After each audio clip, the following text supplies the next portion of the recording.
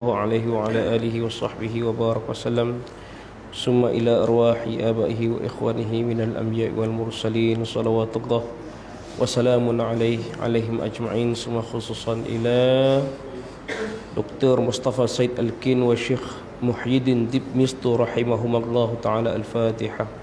أعوذ بالله من الشيطان الرجيم. بسم الله الرحمن الرحيم. الحمد لله رب العالمين الرحمن الرحيم مالك يوم الدين إياك نعبد وإياك نستعين اهدنا الصراط المستقيم صراط الذين أنعمت عليهم غير المغضوب عليهم ولا الضالين. أعوذ بالله من الشيطان الرجيم. بسم الله الرحمن الرحيم.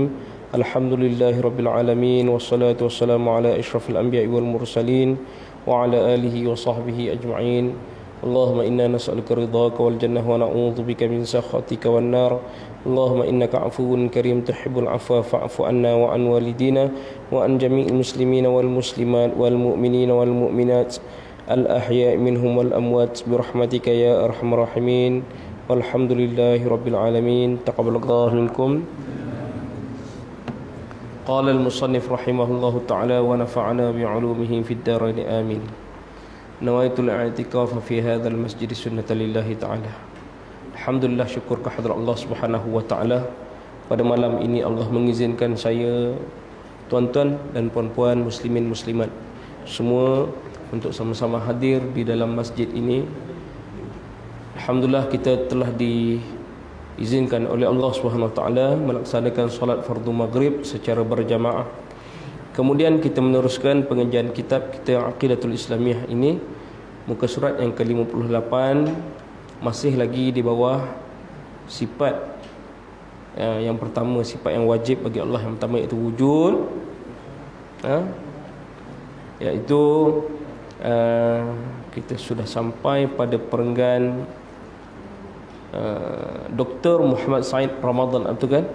Dr. Muhammad Said, ini pandangan di pengarang membawakan pandangan Dr. Muhammad Said Ramadan Al-Buti.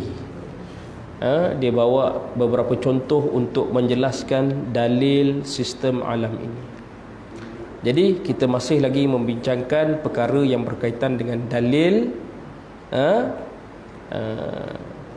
iaitu dalil wujudnya Allah Ta'ala merujuk kepada adanya alam ini yang dijadikan oleh Allah, diuruskan oleh Allah Subhanahu wa taala, yang ianya tidak berlaku dengan sendirinya, ditadbir oleh Allah Subhanahu wa taala. Jadi Dr. Muhammad Said Ramadan Al-Buti dia bawa beberapa contoh ibarat yang lain. Dia kata yang pertama, andaikan sebuah bekas di hadapanmu mengandungi pelbagai perkakasan yang halus. Setelah diperhatikan bersungguh-sungguh, kamu dapati setiap alat tersebut saling berkaitan di antara satu sama dengan yang lain, dan ada tempat pemasangan yang sepadan dengannya. Kamu pun mula memasangkan setiap alat itu menurut sistem yang telah ditetapkan. Jadi kita baca habis, nak tahu apakah yang ibarat yang dibawa oleh Syekh Dr. Ramadan Said Al-Buti ini.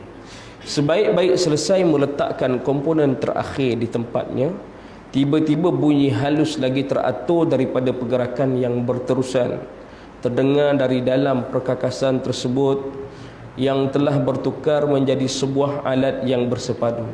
Rupa-rupanya ia sebuah jam untuk menentukan perjalanan dan pergerakan masa.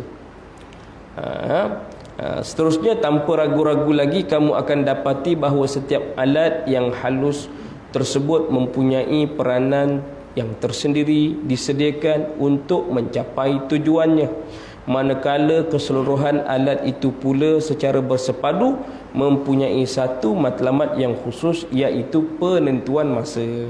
Dia bawa ibarat dekat sini iaitu satu jam. Jam tu terdiri daripada beberapa komponen-komponen yang kecil lagi halus. Ada jarumnya. Kalau jam itu diperbuat daripada emas, kan?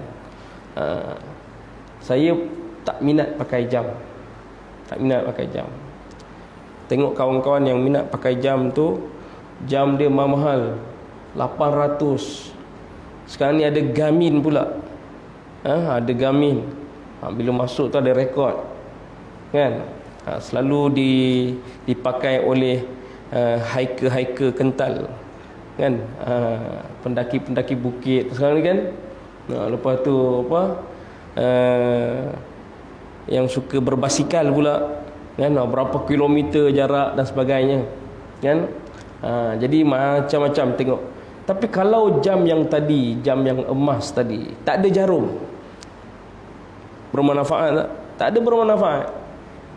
Maknanya dengan jarum yang halus tadi itu pun ada peranannya, walaupun nilai jarum itu tidaklah semahal dia punya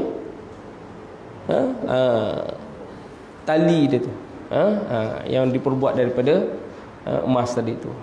Jadi walaupun dia kecil, maknanya dia kena bersepadu. Untuk apa? Ada tujuan.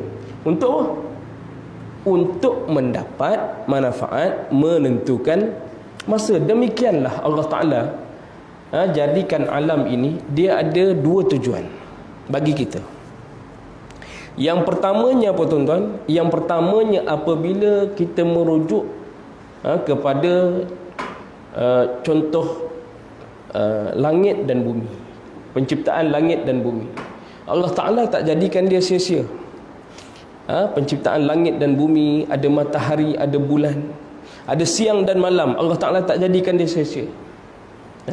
Kalau kita tengok ayat yang pada muka surat 34, surah Al-Qasas ayat 71, Qul ara'aytum in ja'alallahu 'alaikumul lail sarmadan. Katakanlah bagaimana fikiran kamu jika Allah Subhanahu wa ta'ala menjadikan malam kepada kamu tetap selama-lamanya sehingga hari kiamat. Jadi dalil ataupun bukti yang Allah zahirkan pada kita, iaitu bukti yang nyata dan besar, sangat besar. Besar tuan, besar. Iaitu apabila Allah menciptakan siang dan malam, Allah Ta'ala pula dia nak kita ni berfikir. Kalaulah bagaimana agak-agak, kalaulah Allah Ta'ala menjadikan malam je, tak ada siang, malam saja tak ada siang, tak haru kita tuan-tuan? Malam saja. Jadi nak kata pengurusan siang dan malam itu Allah Ta'ala uruskan. Tapi kalaulah Allah Ta'ala jadikan malam saja, apa masalah pada kita? Masalah. Malam saja. Dan malam itu bukan sekejap. Allah Ta'ala kata selama-lamanya sehingga hari kiamat. Sehingga hari kiamat. Kita tengok beberapa faktor. Tumbuh-tumbuhan, kalau malam saja tak ada kena matahari, dia boleh hidup tuan-tuan? Boleh hidup? Tak boleh hidup. Kena ada cahaya matahari. Jadi kalau nak buat apa lagi? Nak buat sembelihan korban, malam je, korban malam-malam. Boleh jadi dengan lembu pun boleh korban, dengan kita punya jari pun terkorban sekali. Gelap, kan? Susahlah. Jadi kalaulah perkara itu berlaku, jadi kalaulah malam saja selama-lamanya sehingga hari kiamat, ia akan menyusahkan. Jadi apakah yang boleh kita nampak bila Allah Ta'ala merujuk kepada Allah Ta'ala nya ada Allah Ta'ala ni merujuk pada alam ni. Jadi alam ni Allah Ta'ala bawa, ada matahari, ada bulan, ada siang, ada malam. Yang pertamanya untuk menunjukkan bahawa Allah Ta'ala lah yang menciptakan, Allah Ta'ala lah yang menguruskan. Itu dalil matlamat akhirnya merujuk kepada siapa? Allah Subhanahu wa taala. Itu yang pertama. Yang kedua, ianya membawa kepada hikmah penciptaan. Mesti ada hikmah. Mesti ada hikmah. Apa peranannya, apa tujuannya Allah Ta'ala ciptakan perkara tersebut. Mesti ada hikmah. Jadi di antara hikmah dan tujuannya banyak. Di antaranya adalah untuk siapa? Untuk manusia. Untuk manusia kita. Kita ni ada tujuan. Bila diutus oleh Allah Ta'ala di muka bumi ini ada tujuan. Apa tujuan kita, tuan-tuan? Untuk mengabdikan diri kepada Allah Subhanahu wa taala. Jadi itu semua adalah kepelbagaian. Semua tu makhluk. Langit makhluk, bumi ini makhluk, matahari itu makhluk, bulan itu makhluk, makhluk yang lain itu dicipta oleh Allah untuk urusan kita, untuk dipermudahkan segala perjalanan kita nak melakukan ibadah kepada Allah ni. Sebab apa? Bila ada siang dan malam, boleh merujuk kepada waktu solat, kan? Kalau malam saja, senang tak nak tentukan waktu solat? Tak apalah, kita boleh tengok jam. Kita merujuk zaman ni, zaman tak ada jam macam mana? Gelap nanti, tak apa, kita ada lampu. Zaman tak ada lampu, kan? Jadi memang apabila dia merujuk kepada alam ini, ada dua tujuan tadi. Yang pertama, ia merujuk kepada adanya Allah Subhanahu wa taala yang menjadikan, dan Allah Subhanahu wa taala yang menguruskan penciptaan tersebut. Yang keduanya, ada hikmah penciptaan. Sebagaimana jam tadi, kata Dr. Muhammad Said Ramadan Al-Buti, daripada sebesar-besar komponennya sehingga sekecil-kecil komponennya, semuanya berperanan menuju kepada satu matlamat yang khusus, iaitu penentuan masa. Demikian maknanya, yang kecil-kecil itu sekecil-kecil jirim ataupun jisim, itu semua ada peranannya. Allah Ta'ala tak jadikan sesuatu itu dengan sia-sia. Itu yang pertama. Yang kedua, andaikan kamu memasuki sebuah lapangan terbang antara bangsa terbesar di dunia, kedua-dua belah tanganmu menjinjing beberapa buah beg. Apabila tiba di hadapan sebuah pintu, tiba-tiba ia terbuka sendiri dan tertutup semula, sebaik-baik kamu melepasinya.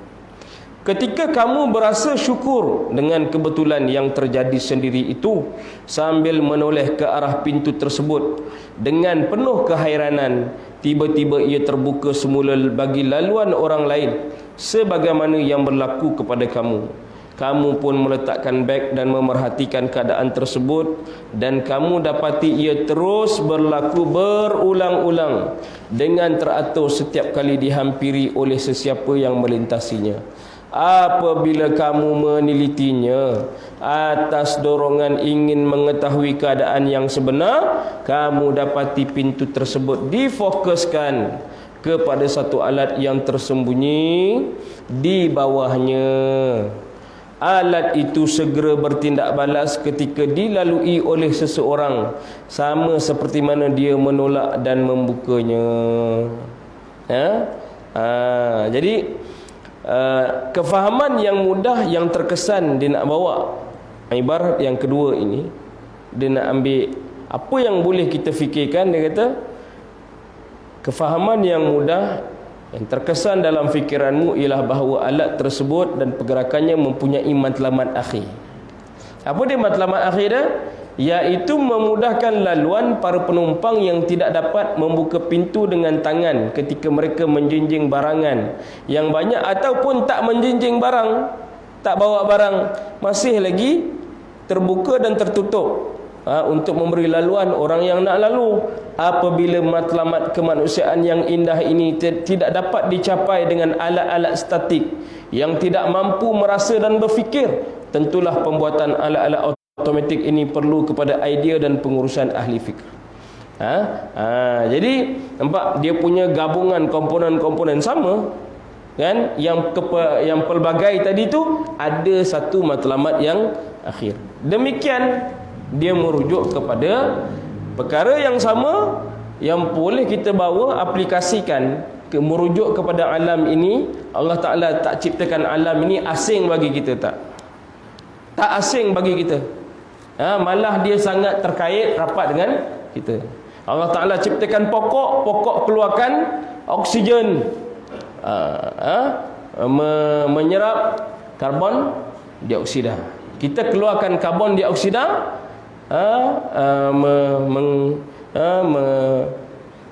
menghirup oksigen kan.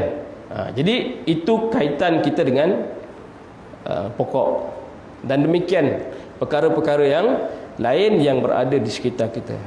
Jadi ada terkaitnya untuk bantu kita hidup. Hidup untuk apa? Untuk mengabdikan diri kepada Allah Subhanahu wa taala. Ya. Maksud yang ternyata daripada kedua-dua contoh ini juga terpakai kepada semua contoh lain yang serupa, dia kata. Sama je. Bawa ibarat yang lain pun demikianlah keadaan dia. Pasti ada matlamat yang akhir. Tujuan dia. Setiap kumpulan komponen yang dipasang untuk mencapai tujuan yang berterusan pasti mempunyai perencananya. Jadi semua tadi, yang pintu tadi tu, yang jam, mesti ada dia punya mastermind, dia punya perancang dia. Tujuannya ada dan mesti ada orang yang merancangnya. Demikianlah alam ini, demikian alam ni.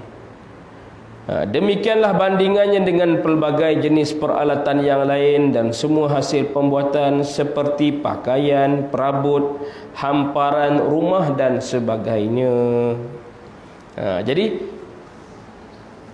boleh jelas kat sini kan, ada dua perkara yang penting yang boleh kita tahu daripada satu penciptaan yang diciptakan sesuatu itu, iaitu pertama dia merujuk kepada penciptanya, dan kedua apakah hikmah penciptaan. Hakikat yang mudah difahami ini sama ada yang dinamakan dalil matlamat akhir, dalilul illatil ghaiyah, atau dalil hikmah dan sistem sesuatu. Dalilul hikmati wan nizami fi syai' merupakan asas utama dalam persoalan dalil wujudnya Allah Subhanahu wa taala. Berdasarkan illah hakiki ataupun illatun muassarah yang terbukti dengan analisis yang lengkap dan mantap. Jadi apa boleh kita kaitkan dengan semasa sekarang ni, iaitu Covid ni kan. Covid. Siapa penciptanya? Siapa penciptanya? Bila kita merujuk kepada hakikat, Allah Ta'ala lah yang mengizinkan virus Covid ini ada dan merebak ke seluruh dunia. Merebak ke seluruh dunia. Jadi apa hikmahnya? Nampak orang yang syarikat-syarikat besar banyak kerugian, kita nampak yang jelas kat situlah. Tapi ada hikmah tak? Ada hikmah lain. Saya terbaca satu artikel, dia kata antara hikmahnya, kebaikannya apa? Lebih daripada 70% pusat-pusat hiburan dan pub ditutup, gulung tikar semua, tak boleh nak beroperasi. Nak tutup terus tak boleh. Tapi bila ada Covid ni, masjid tutup, surau tutup, pub tutup, pusat hiburan tutup, Kita masjid surau tutup, kita tak bankrupt.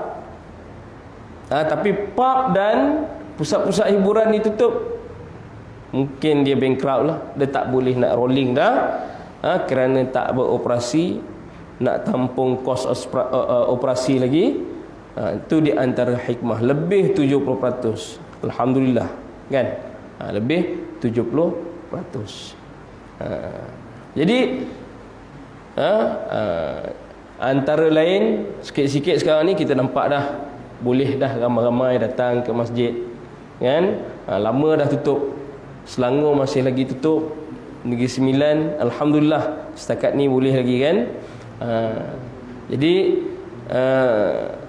mudah-mudahan orang yang berada di Negeri Sembilan memanfaatkan peluang yang diberikan oleh Allah Subhanahu Wa Taala ni untuk kita terus datang ke masjid. Jadi dah berapa kali dah? Dah 9-10 kali dah. 10 kali tak sembahyang Jumaat. Tapi tak berdosa, berdosa tak? Tak berdosa. Kerana fatwa telah dikeluarkan oleh mufti. Jadi tak berdosa. Dengan penjelasan ini didapati bahawa Al-Quran dengan memberi perhatian kepada dalil tersebut lebih daripada dalil-dalil yang lain, sehingga boleh dinamakan sebagai dalil Al-Quran kerana banyak ayatnya dipenuhi dengan persoalan itu. Antara lain, pengarang ambil firman Allah Subhanahu Wa Taala daripada surah Al-Fatir ayat yang ke-9. A'udzu billahi minasy syaithanir rajim. Wallahu alladhi arsala ar-riyaha fatuthiru sahaban fasuqnahu ila baladin mayyit فأحيينا به الأرض بعد موتها كذلك النشور صدق الله العظيم. Yang bermaksud Allah jualah yang menghantarkan angin. Angin makhluk, makhluk. Lalu ia menggerakkan awan, kemudian kami halakan awan itu ke negeri yang mati, yakni kering kontang, yang kemarau tu. Lalu kami menghidupkan bumi sesudah matinya dengan hujan daripada awan, awan itu. Begitu juga kebangkitan manusia, yakni hidup semula sesudah mati. Jadi Allah Ta'ala menceritakan pula pada dalil ini, iaitu nak cerita tentang makhluk Allah Ta'ala yang seterusnya, iaitu angin. Angin, ada peranan angin. Peranan angin. Angin, dia bertiup, dia menggerakkan awan. Jadi awan tu bila berkumpul, dah jadi gelap dan sebagainya, mengeluarkan hujan. Hujan itu apabila turun, ada hujan panas, dia menyuburkan tanah, menghidupkan tumbuh-tumbuhan. Ni hujan. Ni kita dalam tempoh musim kemarau, kan? Ini dalam tempoh musim kemarau, masih, kan? Dalam tempoh musim kemarau. Tapi kat sini kemarau pula, Tengkujuh kemarau. Tersasul. Ni tersasul ni. Bukan tasasul, tersasul. Ini dalam tempoh musim Tengkujuh hujan. Jadi sini hujan, banjir tak? Kat Sungai Jai tak banjir, kan? Jadi bila hujan tak banjir, dia sebagai rahmat. Hujan hari-hari sebagai rahmat. Jadi antara waktu yang mustajab berdoa iaitu ketika hujan. Jadi bila hujan, jangan mengumpat Allah Ta'ala. Hujan je sekarang ni. Kita manusia ni, bila panas je sebut Allah, panas je. Bila nak hujan, gitu. Gitu. Adalah Allah Ta'ala yang menguruskan Allah Ta'ala yang menguruskan hujan dan panas ini pada kesesuaian mengikut kehendak Allah Subhanahu wa Ta'ala. Apabila rahmat tadi bertukar menjadi bala, hujan tadi sampai mana had mana? Sampai dia jadi banjir. Sampai banjir. Alhamdulillah hari itu sekolah saya sekali tu je lah banjir. Sekali tu je lah banjir. Masuk pejabat, masuk bilik guru, masuk kedai buku, kan, teruk juga. Alhamdulillah lah, dah buat balik sistem peparitan, okey dah. Bila jadi banjir, yang rahmat tadi jadi bala, masa itulah boleh kita baca apa? Bacaan Allahumma hawalaina wala alaina. Doa ahli hujan. Ada doa, tak payah ikut pandangan orang, kata. Kalau awak tak nak hujan, baling seluar dalam atas bumbung, kata. Lagi besar saya seluar dalam tu, lagi mujarab.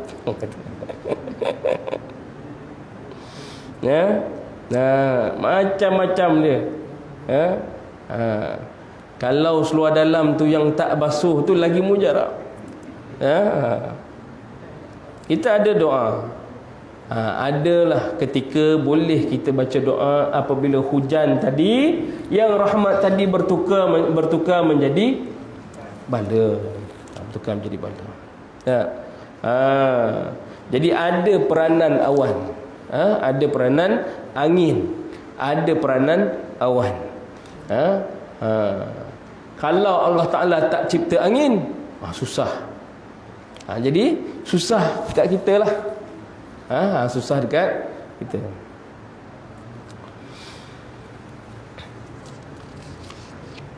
Firman Allah Ta'ala yang seterusnya, a'udzubillahi minasyaitonirrajim, wa ma yastawil bahrani hadza 'azbun furatun sa'ighun syarabuhu wa hadza milhun ujaj wa min kullin ta'kuluna lahman tariyan wa tastakhrijuna hilyatan talbasunaha wa taral fulka fihi mawakhira litabtaghu min fadlihi wa la'allakum tashkurun.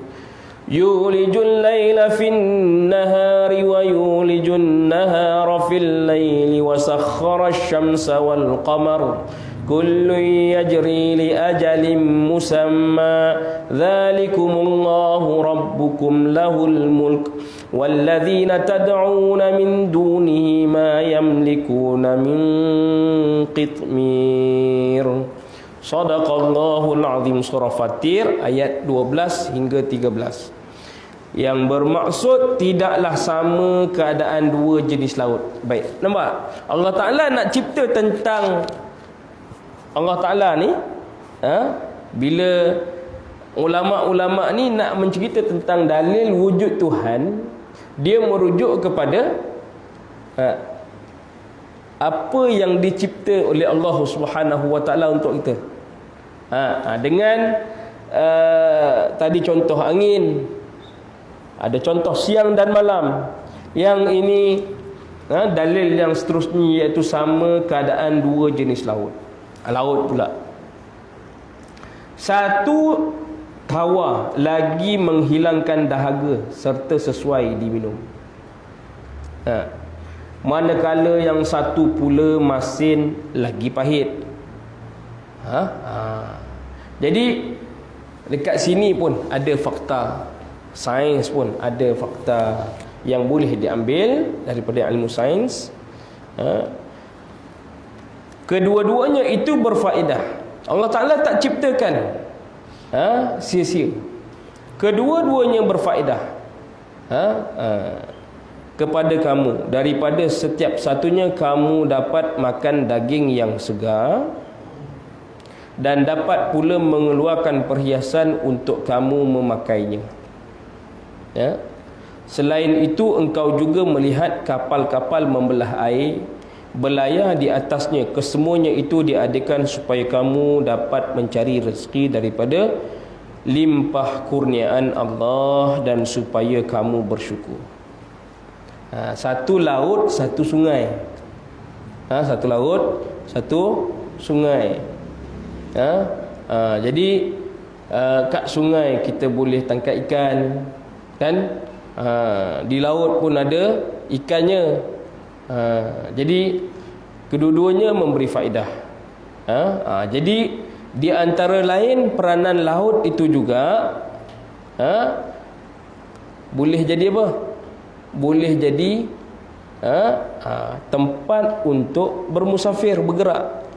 Allah Ta'ala ciptakan, Allah Ta'ala menceritakan tentang selain itu engkau juga melihat kapal-kapal membelah air, berlayar di atasnya. Nak pergi kepada satu tempat daripada satu tempat kepada satu tempat yang lain. Ada hikmah dan tujuan. Ada hikmah dan tujuan. Jadi kesemua itu diadakan supaya kita ni dapat rezeki. Dapat rezeki, sumber makanan. Sumber makanan daripada limpahan kurniaan Allah. Dan supaya kamu bersyukur. Allah Ta'ala sebut banyak syukur ni. Syukur ni, apa maksud syukur ni? Iaitu kita membuat ataupun melaksanakan satu perkara itu dijadikan atas tujuan apa? Itu syukur. Satu perkara itu dijadikan atas tujuan apa, lalu kita melaksanakan tujuan tersebut. Contoh kalau belajar dalam kitab Penawar Bagi Hati, mulut ini Allah, keutamaan mulut ni, dia ada keutamaan. Peranan yang paling utama mulut ini iaitu Allah Ta'ala cipta mulut ini untuk membaca Al-Quran. Jadi semua manusia, majoriti semua manusia, mulut manusia sama walaupun berlainan bangsa.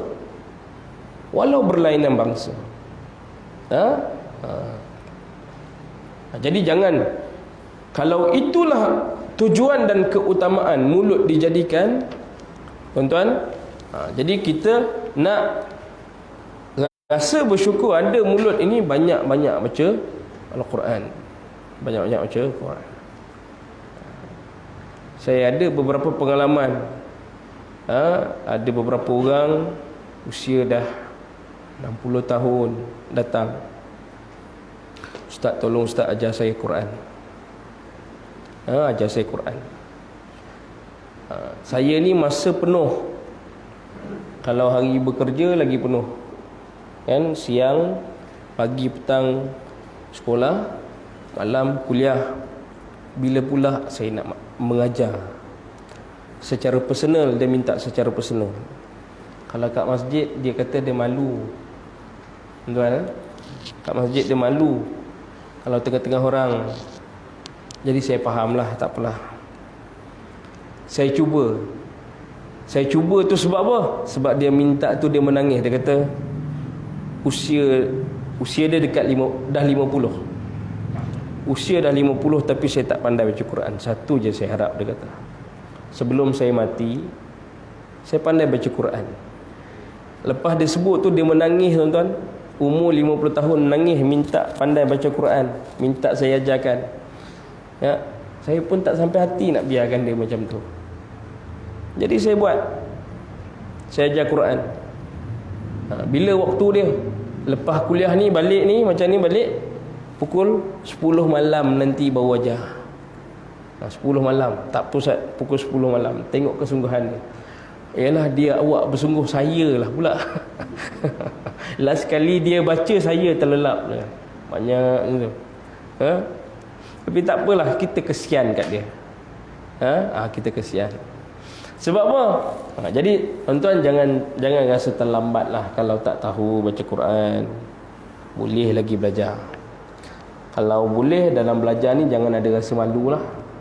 Jangan ada rasa malu. Terus belajar lagi dan belajar, kan? Jadi jangan ada rasa malu. Teruskan saja. Tuhan takkan tanya kat kita, kenapa awak dulu bodoh dekat dunia, tak ada. Jadi ada satu suruhan daripada Nabi SAW, talabul ilmi faridatun ala kulli muslim. Tuntut ilmu itu fardu ke atas setiap individu muslim. Awak ustaz, tak apa awak pergi mengajar. Saya bukan ustaz. Macam dia bukan orang Islam cakap macam tu. Saya tak apa, tak ustaz, saya boleh buat benda ni. Awak ustaz tak boleh. Awak imam tak boleh. Awak ahli jawatan kuasa masjid tak boleh. Saya tak apa. Kan? Jadi tuntut ilmu ini fardu ke atas setiap muslim, semua orang Islam. Semua. Tak kira apa pun pekerjaan atau apa pun latar belakang. Fardu ke atas setiap semua individu muslim. Jadi demikianlah keadaan tuan, wajib belajar. Ilmu yang dinyatakan di sini wajib belajar ni iaitu ilmu tauhid, fiqh dan tasawuf lah.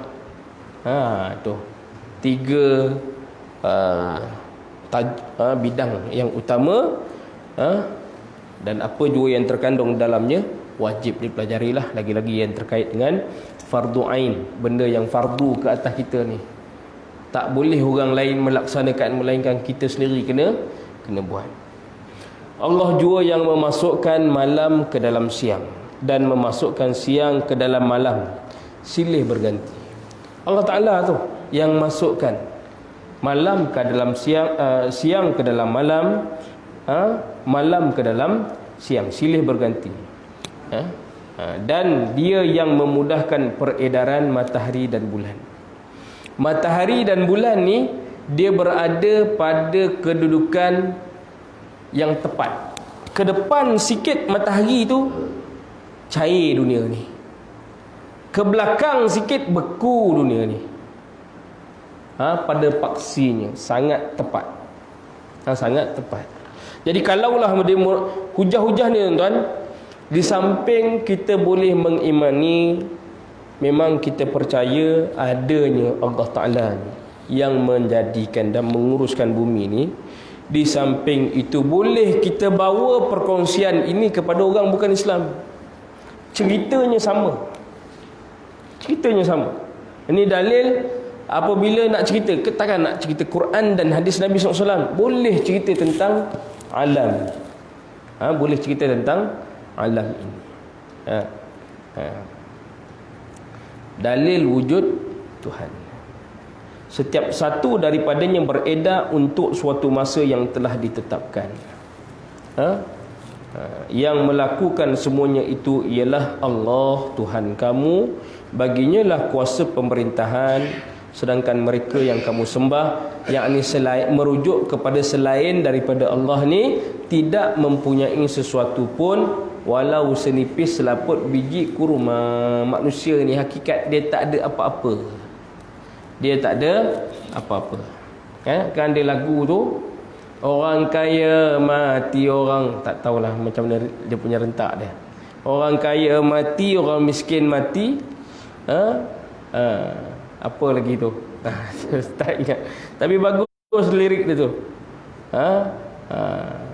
Yang kaya pun mati, yang miskin pun mati. Di tempat saya ni tuan-tuan, 2-3 hari ni berturut-turut pula orang meninggal dunia. Yang meninggal tu berada di sekeliling kita tu, yang kita kenal, yang selalu bercakap, berbual dengan dia. Ada dah depan mata. Untuk peringatan. Firman Allah Ta'ala seterusnya, a'udzubillahi minasyaitonirrajim. Alam tara anna Allah anzala minas sama'i ma'an fa akhraja bihi thamaratin mukhtalifan alwanuha wa minal jibali judadun bidun wa humrum mukhtalifun alwanuha wa gharabi busud. Yang bermaksud, tidakkah engkau melihat bahawa Allah menurunkan hujan dari langit, lalu dengan air hujan itu kami keluarkan buah-buahan yang berlainan jenis dan rupanya. Di antara gunung ganang pula terdapat jalur-jalur serta lorong-lorong putih. dan merah yang berlainan warnanya tua dan muda, dan ada juga yang hitam legam.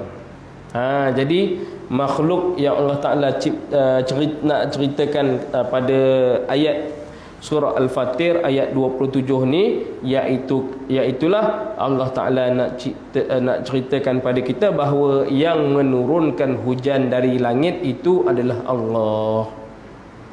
Allah yang menurunkan hujan daripada langit. Jadi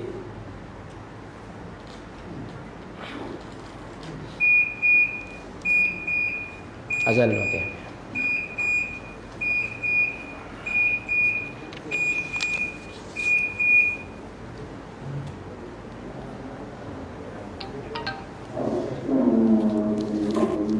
Hello.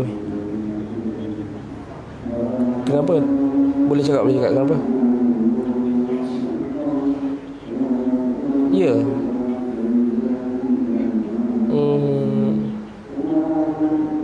Nah, iyalah. Dah habis dah. Ni azan jap. Lepas tu semayang balik ya. Iyalah. Retak ke? Okey.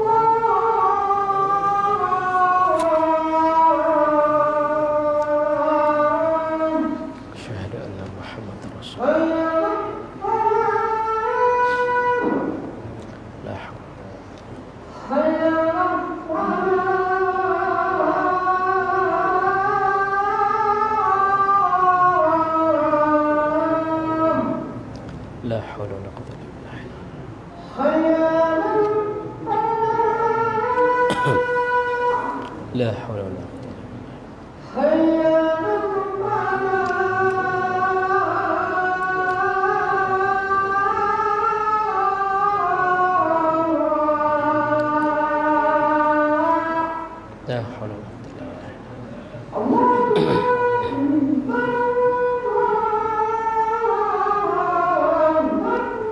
Allahu akbar.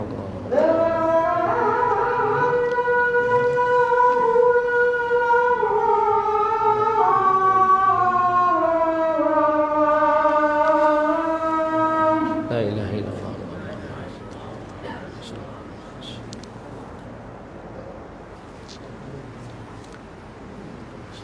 Baik, sikit lagi tuan. Baik, merujuk kepada dalil surah Al-Fatir ayat 27 ini, Allah Ta'ala menciptakan, iaitu bahawa dialah yang menurunkan hujan daripada langit. Allah Ta'ala lah yang menurunkan hujan daripada langit. Ini adalah perbuatan Tuhan. Sebab tu kalaulah andai kata kemarau saja, apa yang boleh kita buat? Solat minta hujan. Solat minta hujan. Jadi yang afdalnya boleh kita sembahyang di lapangan. Boleh sembahyang kat masjid. Boleh juga kalau dah ramai sangat nak sembahyang ni, ataupun afdalnya sembahyang di lapangan lah, di padang. Bawa sekali kerbau, kambing semua, ikat kat tepi-tepi tu. Sebab hujan ni, air ni bukan untuk kita je. Binatang pun nak air, tumbuh-tumbuhan pun nak air, kan? Jadi kita boleh minta kepada Allah Subhanahu Wa Taala. Sebab tu hujan ni rahmat. Dekat-dekat Dajjal nak turun, 3 tahun sebelum hujan ni jadi 2/3. 2 tahun sebelum 1/3 hujan. Setahun sebelum setahun itu tidak hujan. Nak kata Dajjal ni turun, Dajjal sungguh ni tak turun hujan. Allah tak turunkan rahmat dia. Jadi dan daripada hujan tadi tu Allah Ta'ala keluarkan buah-buahan yang berlainan jenis dan rupanya, yang memberi manfaat untuk kita haiwan. Jadi ada peranannya, ada peranan Allah Ta'ala ciptakan. Jadi tuan-tuan, nanti kita akan sambung pada kuliah akan datang. Cukup sekadar tu dulu. Minta ampun, minta maaf segala kekurangan penyampaian yang saya sampaikan. InsyaAllah kita akan sambung pada kuliah akan datang. Aqulu qawli hadha wa astaghfirullah. Wassalamualaikum warahmatullahi wabarakatuh. Minta maaf hari ni awal sikit. Awal sikit. Ada dapat emergency anak pula jatuh dia. Tak tahulah. Ni nak kena balik cepat sikit. A'udzubillahi minasyaitonir rajim. Bismillahirrahmanirrahim. Alhamdulillahirabbil alamin wassalatu wassalamu ala asyrafil anbiya'i wal mursalin wa ala alihi washabbihi ajma'in. Allahumma inna nas'aluka ridhaka wal jannah wa na'udzubika min sakhatika wan nar. Allahumma innaka 'afuwun karim tuhibbul 'afwa fa'fu 'anna wa 'an walidina wa 'an jami'il muslimina wal muslimat wal mu'minina wal mu'minat al ahya'i minhum wal amwat bi rahmatika ya arhamar rahimin. Walhamdulillahi rabbil alamin. Taqabbalallahu minkum.